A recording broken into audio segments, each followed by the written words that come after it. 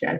Thank you, Camille. Our next speaker is Joe Nicholson, Head of Copy at Consider Creative, and who previously worked for Christian Aid, raising money for good causes at the time. He finds raising money for good causes has excited him for as long as he can remember, and that's why he's so pleased to be speaking at IWITOP this year.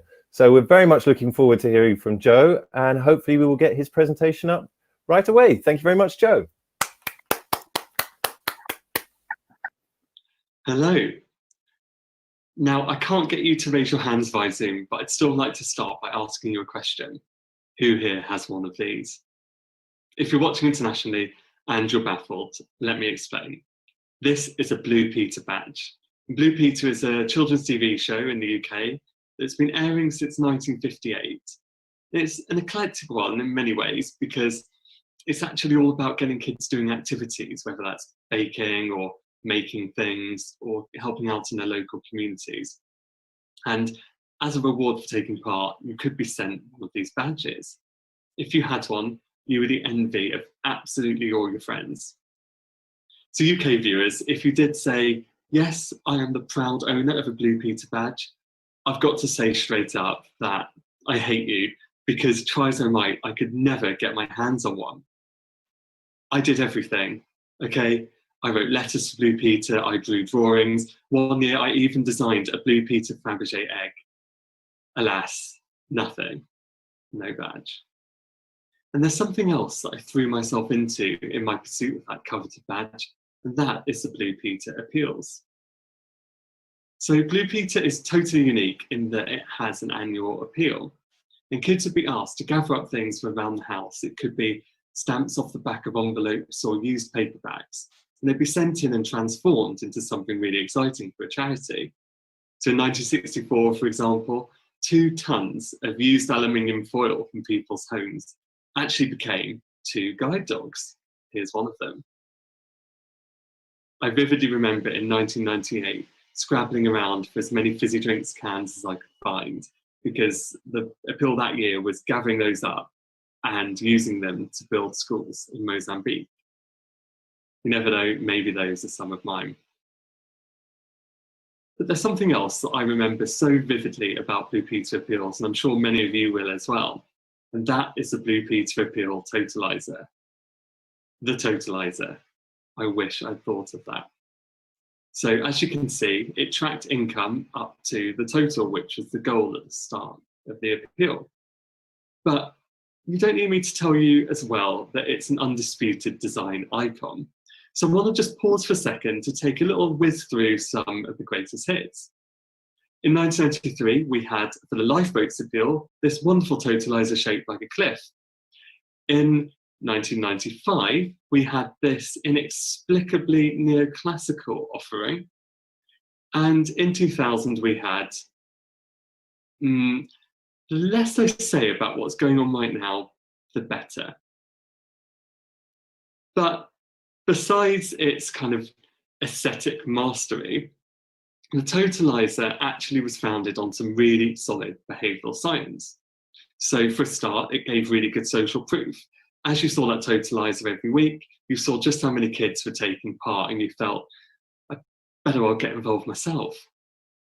But it also gave really good anchors, by which I mean it defined a fundraising goal. It measured progress against that in a really measurable way.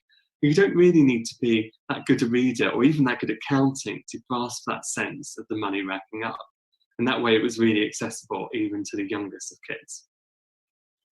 But there's something quite magical about the Totalizer which I don't think can be explained away by behavioural science alone. You see, it was right there in your living room, on your TV, but it made you feel connected to something far, far bigger. It made you feel just how many kids like you were taking part. And it wasn't just children in your local area or in your school, but it was the whole country. You felt part of something bigger. You saw your efforts transformed into that total with those other children. So even though the Totalizer was invented long before the internet, it did create a kind of virtual community. And that made that fundraising urgent, and it made it really exciting. But there's a final thing which I absolutely love about the Totalizer, and that's when the total was reached, it would explode. glitter would shoot out, confetti would rain down, and the presenters would do what Blue Peter presenters do best. They'd make absolute fools of themselves on national TV. But what I love about this moment, and what I think is so useful for us as fundraisers, is that it kind of rips up the rule book for fundraising, at least the kind of fundraising that I'm used to.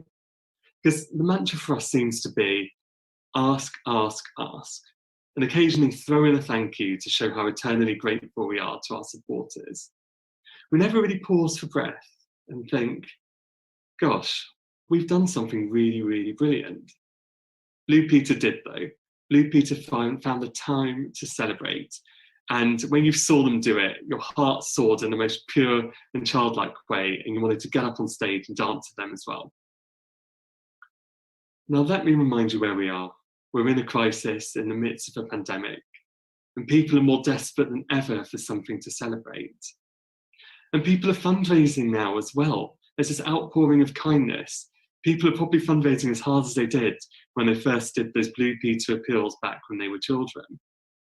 We're raising money for ladies like this on the front lines of our NHS, giving her the protective equipment she needs to stay safe as she saves lives. And my challenge to us today, challenge to you as fundraisers is, as we're raising money over the next couple of weeks and months, remember the Blue Peter Appeal Totalizer. Remember how good it felt to see that total reached and to celebrate that progress. So when we reach our goals in the time ahead, think of that and find a way to pause and stop and tell our supporters, tell our audiences, look, what a bloody amazing thing we've done together. Because right now, we need that feeling more than ever. Thank you. A little bit teary-eyed at that one. Thank you very much. Joe, is Joe with us? Hi. Hi, Joe. How are you? How are you guys? Good, good. Thank you. How are you coping during the lockdown? Yeah, it's all right. I haven't been watching that much Blue Peter, but yeah, thinking I might need to get back into it. It's that kind of wholesome content that we all need right now. So yeah, that's my viewing for the next 2 months. I mean, I haven't watched Blue Peter in about 25 years. Is it completely different now? Is it still running on the TV? Yeah, I think it's gone online. Oh, really? I was doing some research on the Totalizer actually, and they actually got rid of it for like 1 year in like 2007.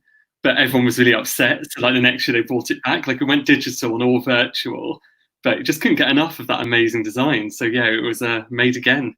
Oh, next good. Year. That's good. I actually, before we get to more serious questions, what happened to TV? Why do we no longer have such wonderfully camp and kitsch stuff on there anymore? I don't know if you guys have any ideas. It's sorely lacking, I think. Yeah, I mean, campy set, which we need more of. Yeah, absolutely. I completely agree. We have a question from Rebecca who says, how do you think charities could use totalizers in an innovative and digital way outside of the usual Just Giving leaderboards? Okay, yeah, interesting. Yeah, I guess I was thinking about this, and like, yeah, Just Giving thermometer is like the kind of distant cousin of the Totalizer, isn't it, these days?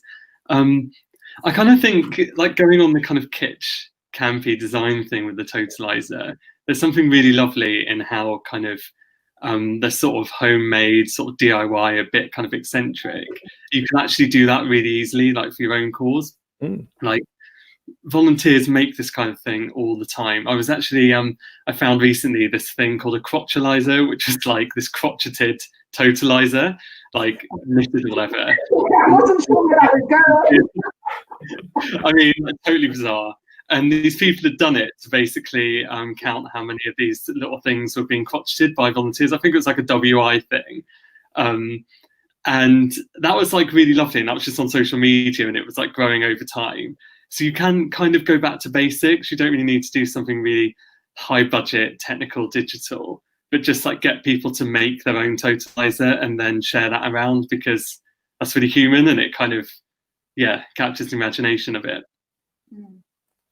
I like the idea of a crotchalizer, but it was that went a much more wholesome direction than I was expecting. So I'm quite glad about that. Lauren, Lauren asks, thank you, Lauren. How can we replicate the exploding totalizer, i.e., celebration, digitally? Which kind of is a similar question. Yeah.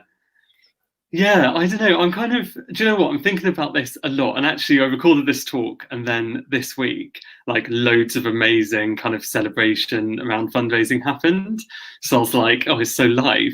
And I guess I've seen so much of it on my own social media feeds. Like, so I live in Ealing, in London, and there's loads of little community initiatives around here, like food banks and kind of restaurants that are doing things like food for NHS workers right now. And what they're doing really well is, okay, they may not be like big glitter confetti explosions, but they're really good at saying, we've done this amazing thing. So there's a restaurant near me which did like 100 meals at the weekend for the local hospital, and they made a big thing of it. And then all of the comments on this post, everyone's just saying, God, that is so amazing. Like, people just genuinely, their hearts soaring, they're so pleased that it's going on. So kind of right now, I don't know if we need like, yeah, big high budget digital stuff, but just find the time to celebrate. Like, it's really important.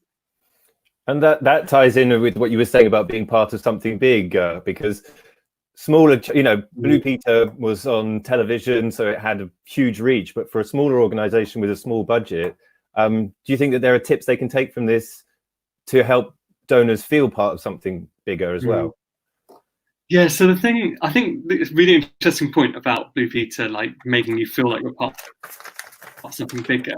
Because you didn't, when you were a kid, you can't really grasp like scale. Like you don't really get that sense of thousands of other children doing it. You know, there's loads of them, but it did feel really close to home. And I think a really good, like a really important reason for that is like the Blue Peter presenters. I don't know if you guys remember like your Blue Peter presenters, like the ones that were on TV when you were kids. Yeah, Connie. I remember Connie vividly, and Matt. I think it was Connie. I had. Oh, we were the same age, Camille, because mine's like Connie, Matt, Simon, and Liz. Yeah, Liz as well. Yeah. I think you're both a lot younger than me. Well, let's not disclose. Yes, please. Anyway, this did have a point, I promise. So Connie Huck, aside from being like certified ledge, absolutely stan. Connie Huck, super fan here. Like what they did really well was they were kind of like friends. Like you knew them by name. You were really familiar with them. They were kind of like the fundraisers to the kids who were the supporters, if you know what I mean. But they had that really close relationship, and it felt like they were like, yeah, big brother, big sister, kind of role model, but yet big kids as well. And I feel like that personality and that kind of intimate link and the kind of friendship is so important. And all charities can do that. Like all charities, like charity staff tend to be really fun, really human, really lovely with personalities. And if you found a way to just communicate with supporters, you're using that personality, whether it's someone who's like a program staff person, like a Marie Curie nurse, or someone who works at an animal rescue centre, or someone from the field who works for Water Aid, they can do that Blue Peter presenter thing and bring people along that journey. So yeah, I think there's Blue Peter presenters in all charities. That's the point I'm trying to make. That's a good line. Just quickly before I have to wrap this up, I'm afraid. Caroline has said that a great way to make celebrations is with Canva, which might be worth mentioning. Is that something you're aware of? And can you tell us a little bit about it? I think it's online graphic design. Yeah, I don't know loads about Canva apart from the fact it's like an online design thing. I think I've got the app, but it's one of those ones which is like de-downloaded when I ran out of storage and I've downloaded it again.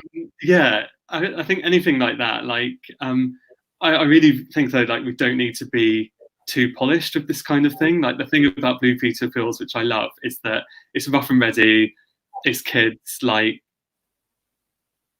but there's a soul to it, and there's a sense that it's really accessible. You don't need to be really polished or really slick, but everything you do matters, and you're connected to it, and you can contribute. Yeah, and I think we're noticing that at the moment, like the fact that we're all just live streaming, and everyone's kind of accepted the fact that we're all going to be on kind of shitty video with poor quality and all of that, but we're all kind of getting through. Even like world leaders, celebs are live streaming from their bedrooms. We're kind of more up for that authenticity right now, so I think it's all good. We don't need to look for like flash apps. We can just kind of be as we are, I think. No, that's fantastic. I better pass back over to Camille, but one of the things I must point out is you've made every one of our British attendees feel very, very upset if they didn't get a Blue Peter badge. I certainly never did. I'm with you on that. Thanks so much. Thank you very much, Joe. Take care. Bye. Bye. When I was a kid as well, I used to send in to Blue Peter, like, I think it was like you could make birthday cards at home, and like they're supposed to like read it out on the Blue Peter show. Mine never got read out. That made me very sad. So before I introduce our next speaker, I'm conscious that we might have a couple more people who have joined us so far. So just another quick reintroduction. So my name's Camille. I'm hosting Iwatop this year, today, now, and we've got Joe also, who works with Sophie, who is also co-hosting today.